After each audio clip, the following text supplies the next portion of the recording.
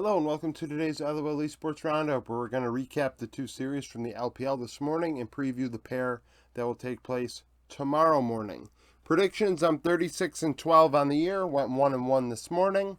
Thunder Talk and Ultra Prime started us off. Thunder Talk fell to 1-4. Ultra Prime go up to 3-2 after up win 2-1. Sword Art was MVP. Forge went 15-8-21 in mid lane, 30% of damage, leading the way. Sword Art had the best KDA at 2-3-31. 1XN did okay, 12-7-7, 30% of damage for Thunder Talk. Thunder Talk won game one. Ultra Prime really threw, really threw, like had soul and threw, had a big gold lead and threw. Sword Art did very well on the Nautilus in game one, getting them out to an early lead in bot lane. Doggo would carry after that. Forge did well on the Akali, which is how he dealt a ton of the damage in his stat line there. But Sword Art was integral to their success with the Nautilus. Game three on the Blitzcrank, he was also very important, getting them ahead, imposing their will on Thunder Talk's bot lane. It just really was go after bot, make things happen for up. Ning on the Nocturne was very active in this one.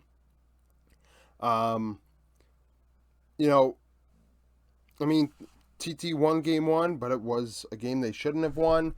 Honestly, both of these series were sloppy. Neither winning side actually looked clean, which is not great for BLG, but Ultra Prime really didn't separate themselves from Thunder Talk all that much. I mean, throwing is not a good look.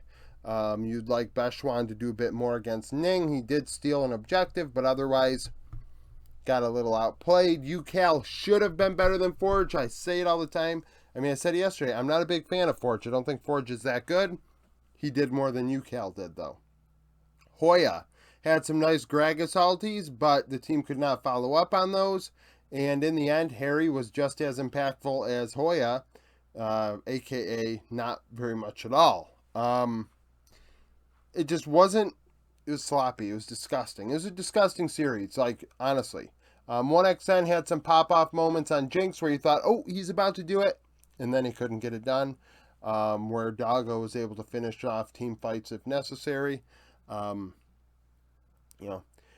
Thunder Talk are a disaster this split. It's unfortunate for Wanfeng, who is riding the pine right now, and I think TT actually have a decent roster. It's a shame that this is where things have gone. Sword Art has looked very good. I think a lot of people do need to give Sword Art some credit after looking pretty sus for a couple of years here.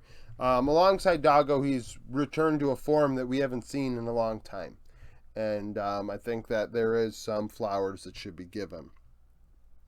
BLG and Anyone's Legend. BLG second in the power rankings, 5-0, would beat Anyone's Legend, who fall to 1-4.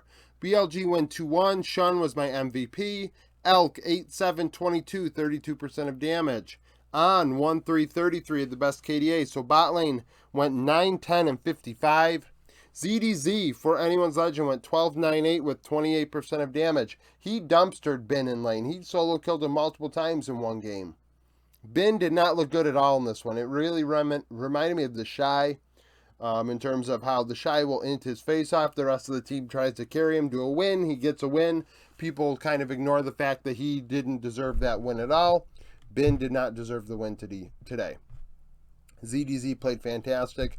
Anyone's Legend could see that and started really playing towards topside in game three. They went after Bin hard, killing him 4 or 5 times, if I recall correctly, just time and time and time again. But unfortunately for them, Shun was just on another level.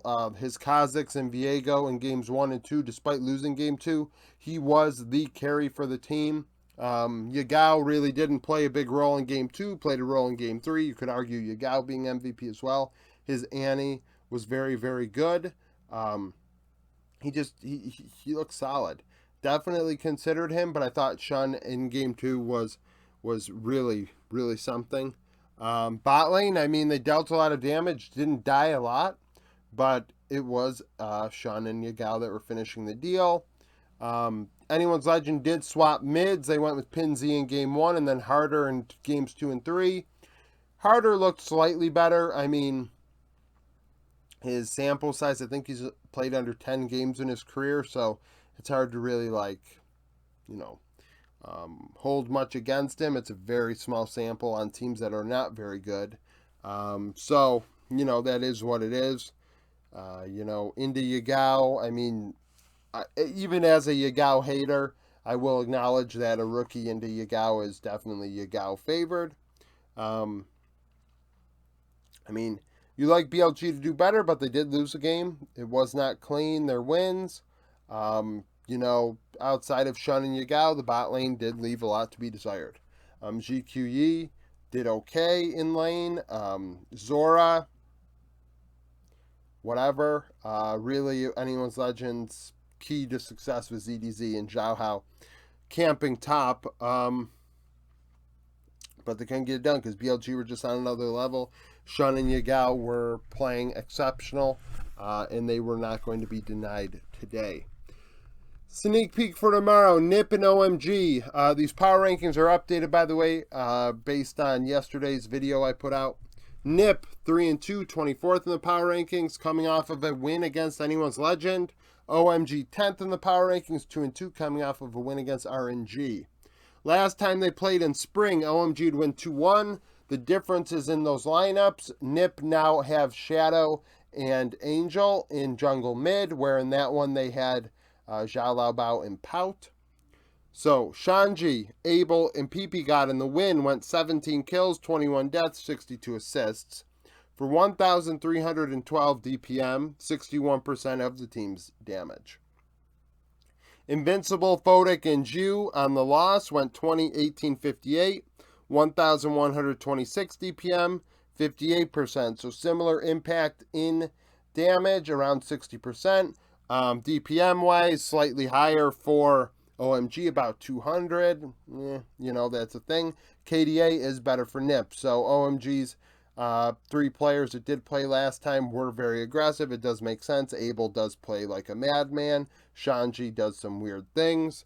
You know, NIP are better off with Angel and mid, and we do have to, you know, acknowledge that Angel and Cream are probably on a similar tier. RNG and JDG. RNG 23rd in the power rankings, 2-2, coming off of a loss against OMG. JDG first in the power rankings, 4-1, coming off of a win against EDG. Last time they played, JDG rolled RNG 2-0. Changes compared to that lineup. Speaking of Angel, RNG had Angel in mid for a game, Tangwan in another, and then the bot lane was obviously Gala Ming. Now Tangwan is the starter completely in mid for RNG, and LP and Lamau are in bot lane.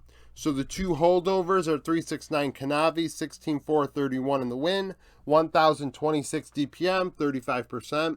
Breathe and Wei went 4, 19, and 10, 730 DPM, 37%. So similar impact in the share department of damage, but a 300 DPM difference. That's a lot in 2 games. Obviously 16 and 4 versus 4 and 19. The KDs are a tad bit different as well. So